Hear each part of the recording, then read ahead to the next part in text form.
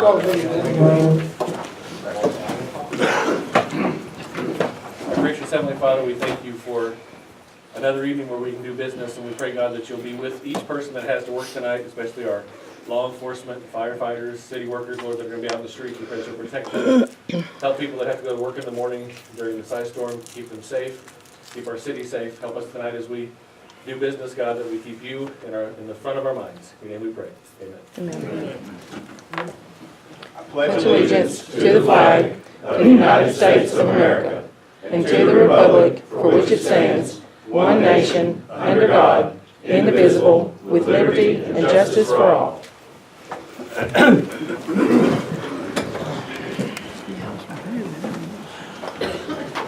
Good to see a good turnout tonight. I was from the Plymouth Letters. Welcome to our meeting.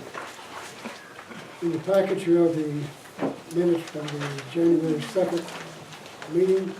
Motion to approve. All in favor, say aye. Aye. We have no meeting on the 16th. Meeting reports, start off with the chamber. Good evening. I'll start off with a bit of bad news, sorry. That's typically not my way of going. But the past 3 years we've benefited from the Ride the Fault Line bicycle tour visiting Kennett. This year they are not coming. And we kind of expected that at the end of last year, and they assured me that's not due to lack of hospitality, because our departments really did a great job, especially our fire and police departments, in welcoming them. But some people to the south weren't so welcoming, so they cut out the state of Arkansas from their route. And because we bridged them to Arkansas, unfortunately, we've lost that too. So for this year, they are trying a different route and adding a different state. So we're losing out, but maybe next year they might decide to come back.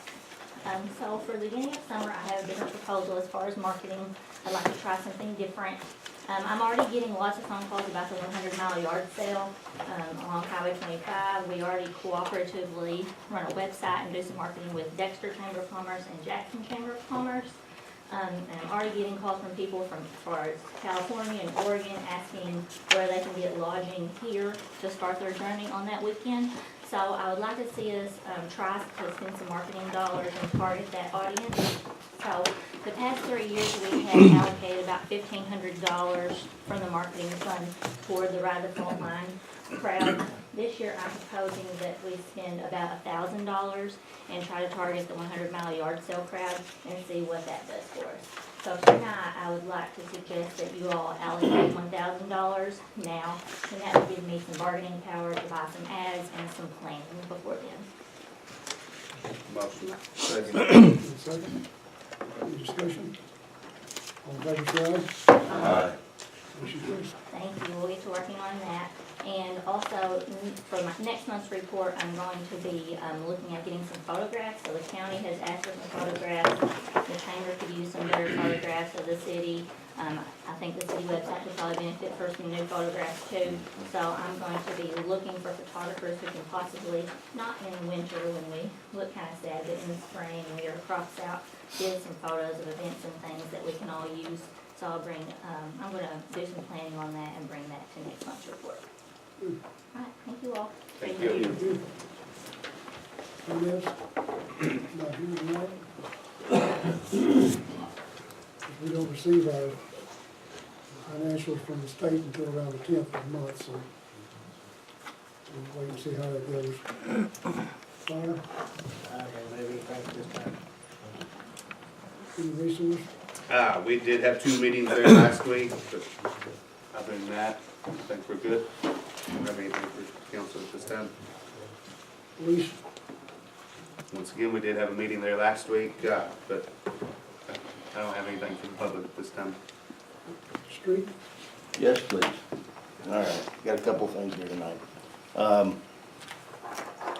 We're working on a snow removal policy and ordinance for snow removal streets, the snow streets, things like that. We'll be bringing that to you later on.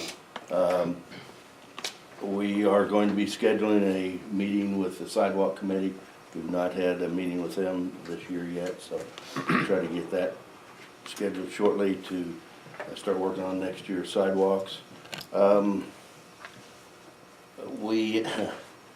we're having a bit of trouble with signs being knocked down by bigger vehicles.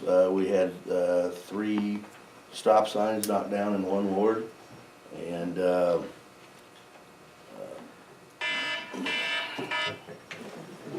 they're telling me another one's down. And it's kind of creating a problem. So I'd like to ask if the police have a chance to, if they see any signs that are down, please let the street department know. That would be one thing that would help us. And also, we've had some issues with some panels of the sidewalk destroyed by heavier vehicles getting up on the sidewalk. And so we're looking at trying to prevent that, and we've actually have one group that we're sending a bill to for breaking our sidewalk, that simple. Yeah, 2 panels there so far. The street signs, the stop signs is particularly disconcerting though, and that was all in one ward. Which ward was that? Randy? Ward 1. Ward 1. The other thing, the big thing we have tonight is we're kind of at a point that we are getting where we can't hardly function because we have so many repairs that need to be made on on our equipment. And so we have kept to our budget real well. We've only spent 20% of our budget on repair items, even though we're about 60% through the year.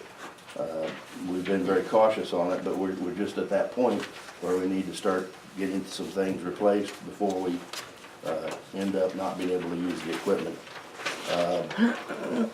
He's passing out the Cost factor. Yeah, okay. Oh, okay, that's on the, yeah, that's the cost of the repairing the signs. It's about $80 a sign. But this doesn't include the labor for. No. No, Doesn't include the labor for No, that's making the just sign materials. or installing it. Okay. That's material this only. is just the cost of material. So it's gonna become more expensive if you don't get it stopped. But we're looking at the need for, get some repairs made on our equipment. And the total comes out to, well, we have about $5,000 total that we need. And I'm hesitant to allow for any of the purchase until we know we wanted the council to be involved in that. And I'd like to talk to Steve about it, I guess, and see what he has to say too. But we're just at the point where we can't operate a lot of our equipment because of it. You can understand that. We do have some older equipment, some more. Excuse me, proceed with your repairs, we can take it out of savings if we have to. The only new purchase we were looking at was about $2,000 for a piece on the skid steer. And that's because the piece that we have is flat for picking up dirt and stuff, and we need something with teeth to pick up the concrete and stuff when we're working with that. And we're doing a lot more concrete work than we used to. So, anyway, that's figured into this total. So go ahead and proceed with it. Proceed with it. All right. And, I guess that is all for right now, isn't that right? That's it. Thank you. Those signs that were destroyed, were those real close together or just throughout the ward? It was throughout the ward, and they were various ways of being taken out. It was amazing. They were pretty close, I mean, you know, within a few blocks. 3 or 4 blocks. But some of them were taken off at the, At the anchor and Yeah. gone. So it's for not those even there. two, You know, those are 10-foot poles, you know, you don't just put them anywhere, you know, they're gonna go in the back seat of a car to, you know, haul them off. And one of them for sure, we think was taken out with dual wheels, some kind of vehicle with dual wheels. Is it close to high school? Were they close to high school? Washington and Maple is where that one was. I know, over the past 2 months, I've seen 2 semis go down Washington Street and one go up North Walnut. Why, you know,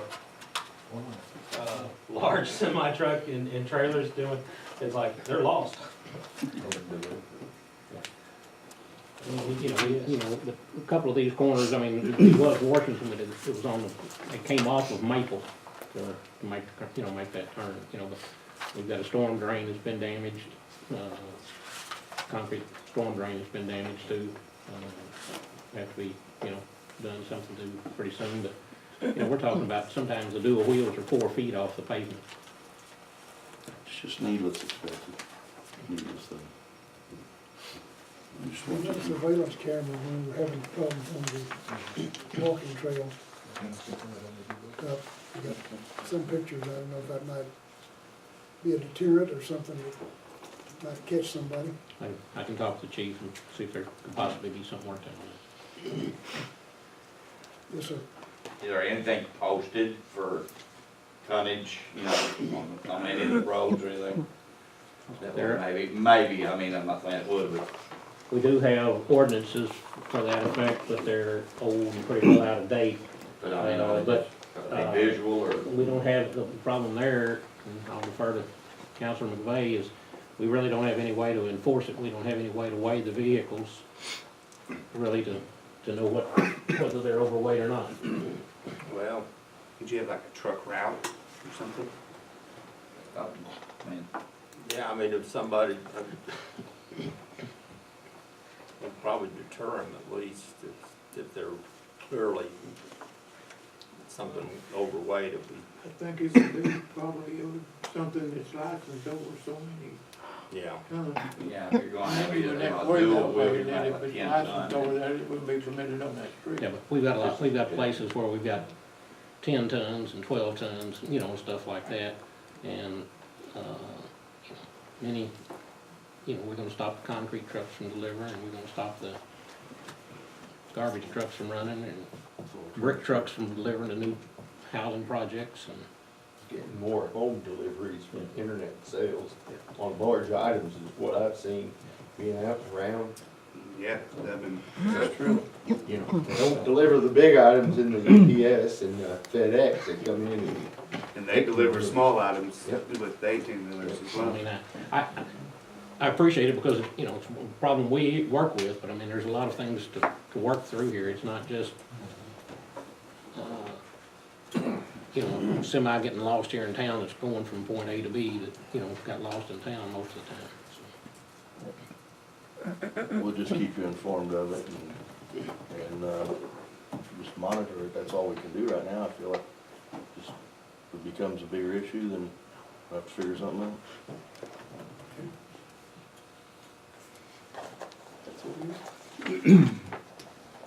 At this juncture, we'd like to announce there will be a closed meeting after the regular council meeting tonight.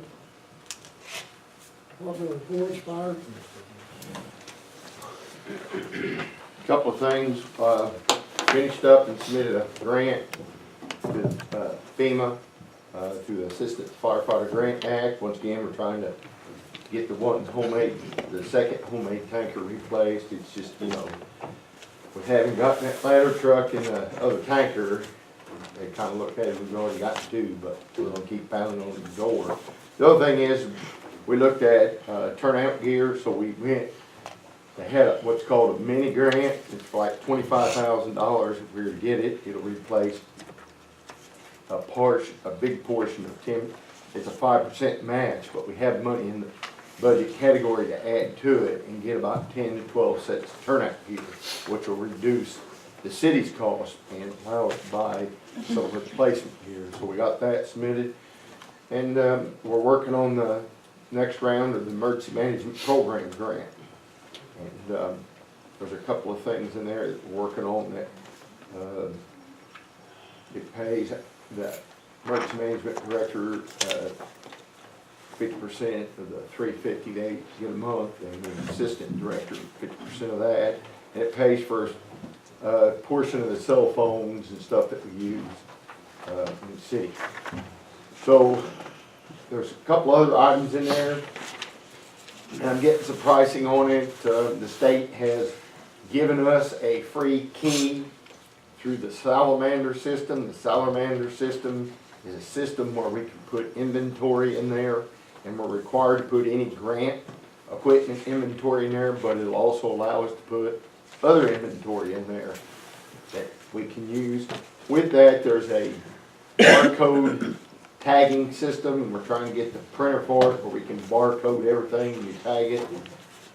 And we're looking at the city itself here, we don't have an ID maker for our employees. If we were to have a disaster, you get a lot, like we did under the ice storm, we had, some of the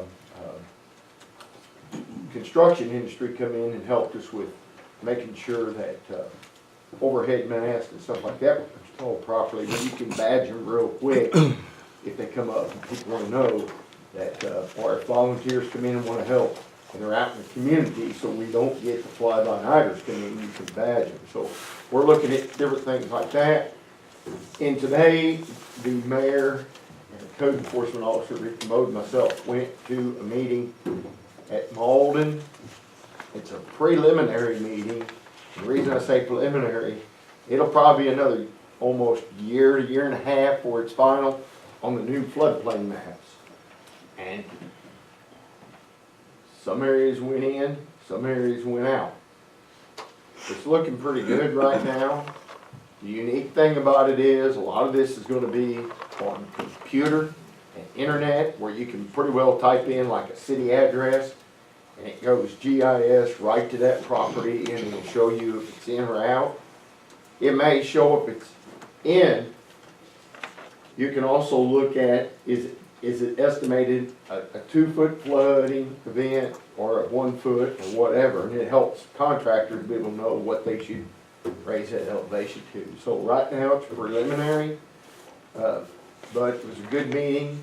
There will be a time for some, I guess you might say, a period there where we can submit things that we feel might be incorrect. So Victor's going to be out looking at, because it does a LiDAR radar and it measures depth and height. When you take a culvert that's a crossover pipe, it can't measure that because there's a road over it. So we're going to go out and be checking some of those culverts where there's crossovers for water to drain or whatever, and it may change it. If some of the contractors or even the banking industry is interested, they can get with Victor, they can point with him, and he can kind of show them, they can kind of get a bird's eye view as to what we're looking at. But like I said, government works slow in that industry. There's several, we gotta go through state agency, state's gotta go through the federal agency, and then there's a period for comments, and there's a period for changes, so to get the final maps, it's probably gonna be about 18 months, but they've done all of southeast Missouri. And they've done all of Duncan County, and hopefully this will be a better improvement over the maps that were done in 1989. So it's been that long ago, like 29 years ago they were done. So with new technology and stuff, they've got a lot more advantage to looking at what areas could potentially flood and what areas probably are not in there anymore. So it was a good meeting, and we'll have more to come on. John, let me ask you a question. Yes. The first grant that you were talking about to FEMA, what? That is what the assistance, the firefighter, they call it the AFG grant. It's a Assistant Firefighters Grant Act. Okay, thank you.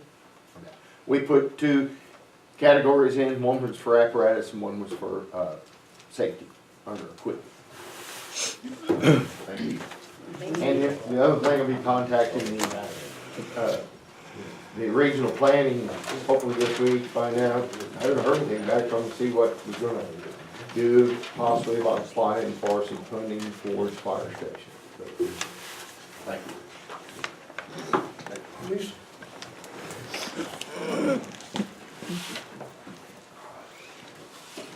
Good evening. We were asked a couple months ago by Merman to come up with the 2018 safety plans for the police department and our goals. That's been achieved from our department. Police department will strive to maintain safety for our citizens, making sure the citizens are feeling safe from violent crime, property crime, and on our roadways. Also on our safety, the Kent Police Department will continue to strive to maintain zero tolerance attitude for the safety of our police officers and in the workplace and our citizens. That's in your packet along also put our stats from December. If you got any questions with any of that, you please contact me, or we'll make arrangements to discuss things. The quarterly stats involves anything from the number of service call-outs. We had 1,720 calls of service during the month. It's also the total record sheet for December's in there, and also the end of year statistics for that. And we're completing most of our end of year stuff, and hopefully by next week or next council meeting I can have that. Also, I need to leave this packet with the mayor and y'all. I need you to please sign those before we leave. Those are for 3 grants: the DWI Task Force Grant, the DWI Grant, and the Speed Grant, and our moving vehicle violation grants we do every year. They're coming up again, and it's several thousands of dollars that we're getting from the state every year, so we want to maintain that and keep that up. Any questions? I do have one question. Yes. How are we coming along on patrols over around North Street, Fanfiner, Baldwin, that area? I mean, is that, we got that under control, or temporarily under control, or anything? Yes, the patrol, as far as every night and every day, we make the areas, officers are assigned zones when they're not answering calls. So they try to get back in these areas as much as possible. Also supervisors are out doing that. And we're trying our best to do it. You know, like I said, the call logs are still heavy, and we're doing our best to make sure it's protected. Thank you, sir. I just wanted to ask.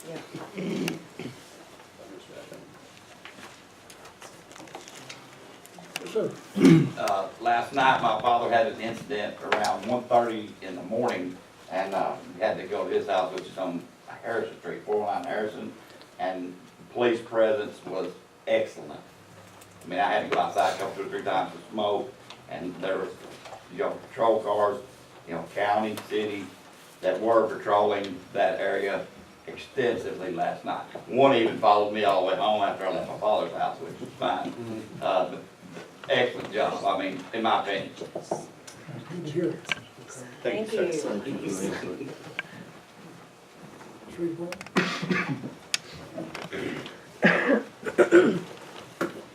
I think Bill covered most of it.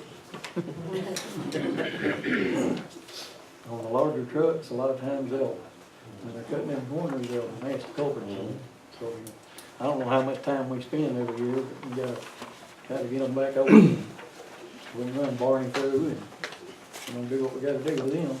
And on the concrete ones, a lot of times when they run over them, they'll just pop. It's only like 2 inches thick concrete. Well, when they do that, then the dirt starts washing in and the road starts falling in, so that's just something else to think about too. Been putting a lot of repair work still on the sweeper, around $250 just to get the radiator fixed. They said maybe a year, maybe a little more than that. But he run 51 days from July through December 2017, and picked up 104 tons of debris. That's quite a bit. Kept it out of the storm drain, out of the ditch. That's all I got. That's a critical part of our stormwater system, isn't it? That sweeper, and that's one of the priority items that we have with this new stormwater tax.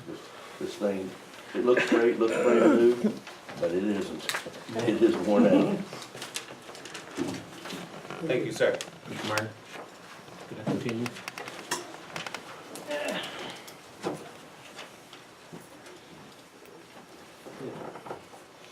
Moving towards construction time again, I'd like to ask, as we've done in the last several years, to extend the contract we've had with ASA Asphalt. We've had a contract with them for several years, and in that contract it's written that we can extend the same contract with a price adjustment without having to go through the bidding process. And right now, asphalt oil is up $45 from December 1st through today, which amounts to between $2 and $3 a ton on our asphalt. So today they quoted me a price between $82 and $85 a ton, and they'll work with us, on that if it happens to come back down you know, the time construction season comes. Which pretty well puts an $85 cap on it. They said if it completely goes way out of line, you know, they probably can't hold that. But, you know, at this time, I would like to request approval to extend that contract in that price range with the understanding that, you know, if oil prices just completely jump, that you may have to back up on that, if that's possible, Mr.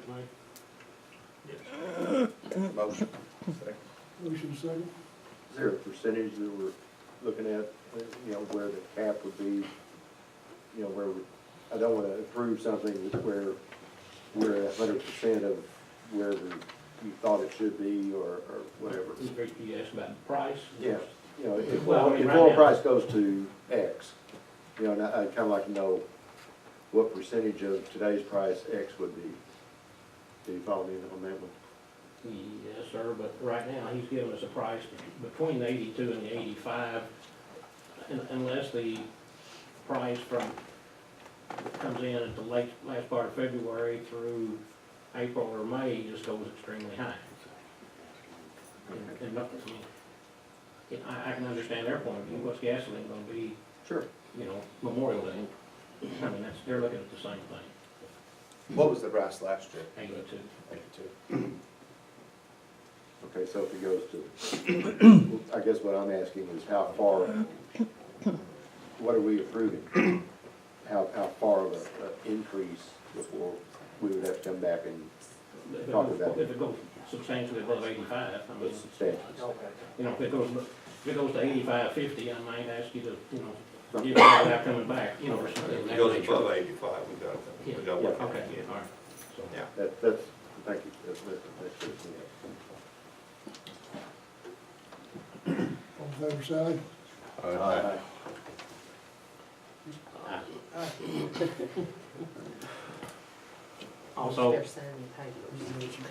Also, in the transportation budget is not final. The the street committee and the stormwater committee are still working on dollars and cents on how to get Third Street done, taken care of. So we hate to say exactly how much is going to be there, but it's time we need to get some bids out. I'd like to go ahead and advertise for bids on concrete.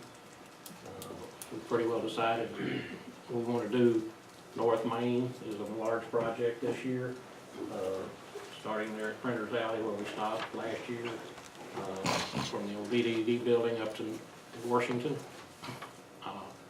Would be, you know, substantial amount. We were given a guesstimate last year, purely a guesstimate of maybe $150,000, $160,000 to do that last year. I mean, that wasn't beginning to be a quote or anything else, they just stepped it off and gave us a price. Then we're looking at doing some intersections again, several stretches of some streets, a little bit longer stretches of streets. What we've done in the past is we've had them bid each one of these separate, where we could cut off at the point where we didn't have the money to do that. And, you know, I would kind of like to go ahead and have permission to at least put bids out, you know, for this, for a price range, you know, somewhere in the neighborhood of, I don't know, $120,000 to $160,000, guesstimating that. It's what we've been spending, you know, the last few years on things. That doesn't include North Main. We would put North Main out as one item, and then we would bid other intersections separate. Motion. Second. Motion second.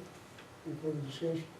Are we talking about doing this North Main instead of putting any money toward Third Street, or are we still looking at putting?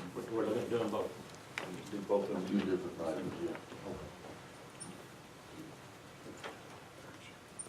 All in favor, side?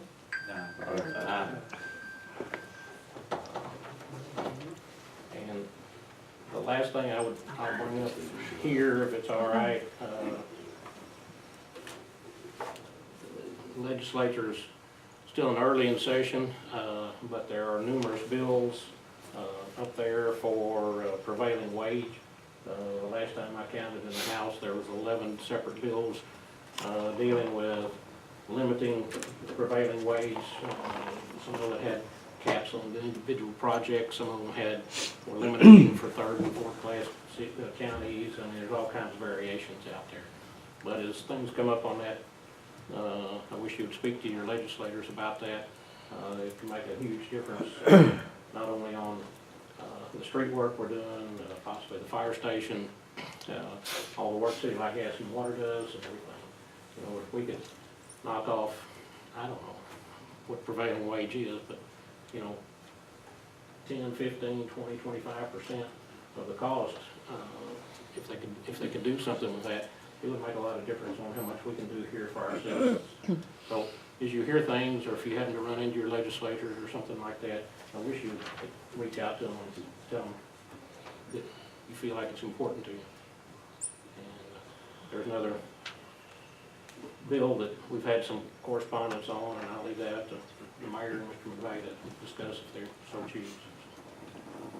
Thank you. Thank you.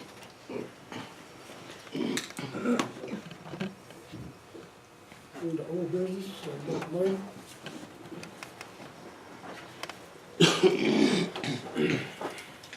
Good afternoon. I'm Dr. One. Okay, we are in old business. Okay, this is not public comment part. So, which is completely different than when I normally come up here. All right, so for those of you on the board, you guys have got an email. For the public out there, April 2015, I came up here and became a squeaky wheel. We started talking about getting a St. Francis Street grant. Therefore, April 1st of 2017, we applied for that St. Francis Street grant through the CDBG grant. And we recently received a letter from the community, from the CDBG grant, saying that we have been awarded that $500,000 grant. This grant will, thank you. This grant will help with stormwater drainage. It will help with the ADA sidewalks, curb up to all the businesses, and it's Jones Street, basically to the four-way. So from Fox Conoco down to 84 West Motel. This is going to be a huge improvement for the west end of town. You know, I'd like to thank, we received letters of recommendation from Senator Doug Lively, Representative Andrew McDaniel, and Representative Don Roan. The signing of the contracts from the city council and all that we sent in. Our grant writer, Mincy Dell, that right now, I know that through Mitzi Dell, she is has started the environmental assessment, and we're waiting on Met Skelton to get his contract. I don't know if it's come in yet, and then a finalization of the blueprint, so that I think I said in the past, this is my first rodeo on this. That if I understand it right, once all those come in, then those blueprints go out for contractors to bid on it. Is that right? Correct. Yeah. Okay. So, that is where we're at, and but I'd like to thank the council and thank the Citizens Kenneth. It's been almost right at 3 years, but if anybody out there is looking at, they want to look at a project and they think that they want to head it up, that's what I did. I'm not sitting on the council. I just, this was a project I wanted to head up.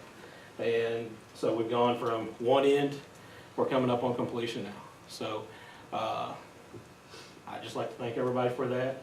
But it's nice to know that the city of Kennet, it's a $500,000 street grant to our stormwater grant to help improve, the west end of town. Excellent. So, thank you very much. Thank you, Is sir. that a match, or is that supposed to be all of it? We couldn't remember. No, there is a portion that the city puts in. I haven't looked at those numbers in quite a while. Seems like it was 80-20 last time we talked. Yeah, I was gonna say 20%. Okay. Yeah, I'm not exactly sure what it was. But, I know there's a portion of, what was it termed, in-kind? In kind, you can do a lot of it in kind. Yeah, Probably you get up to 20% in kind, okay, so, which is basically the city uses it. yeah, and so, it'd really be nice if, you know, that, prevailing wage was gone. I know whenever I visited, Andrew McDaniel last year, they actually voted, and he's like, he just goes, yeah, it's to, you know, get rid of prevailing wage. And for us down here, it's, but, you know, it's the House. So, yeah, it has to go back and forth to the committee, and so, like, on that, it died. But, you know, but as far as the grants, you know, we've, received those letters, and contracts have already come and gone, and so we're getting more in, and they'll all be heading in that direction. So I'm sure I'll have more questions, because like I said, this is my first rodeo.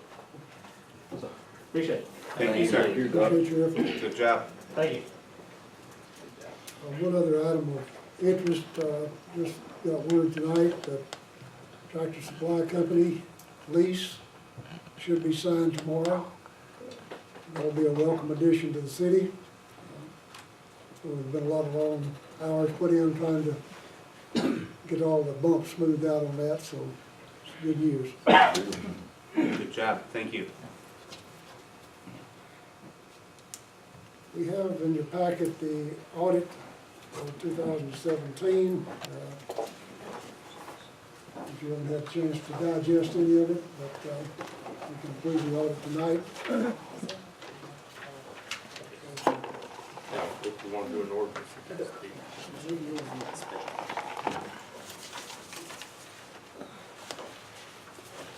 Correct. This is an ordinance approving the audit for the city of Kennett for the year 2017. Second. All in favor, say aye.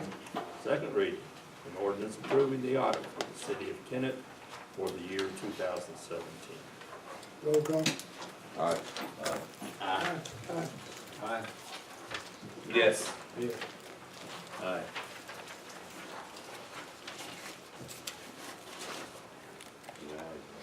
8 ayes and 1 yes.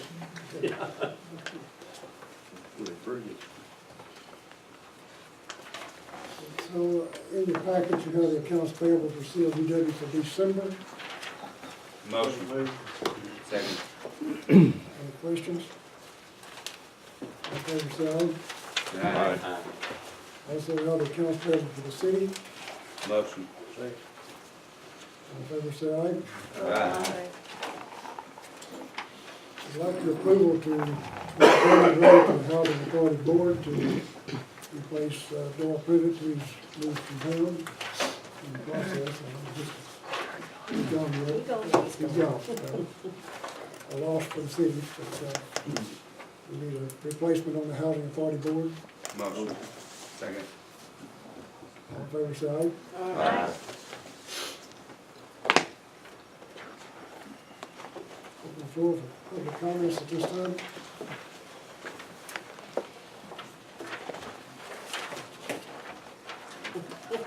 Okay, you see him say a word. Read your comment. Mayor, can I say something? I want to thank everybody from you, Mayor, and the council, also the citizens of Kennett. They had a raise money for David Bailey and his wife, whose house burned up last week or 2 weeks ago now. That was very good turnout. I think they sold over 200 ribs, a side of ribs, and 200 pork steaks. Sergeant Dennis spearheaded that with a lot of other officers, and they pretty tired after that. I mean, they did a lot of work, and I'd like to say thank you to them, but also to the citizens surrounding area. They stood up for law enforcement, which that's what communities do. We help each other in needs, whether it's police, fire, EMTs, or just regular citizens. We're all in this together. And I just wanted to say thank you from our department, and thank you to the city. Thank you. Anyone else would like to address the council? If not, we'll do this session, one closed session. Motion? Motion. Second.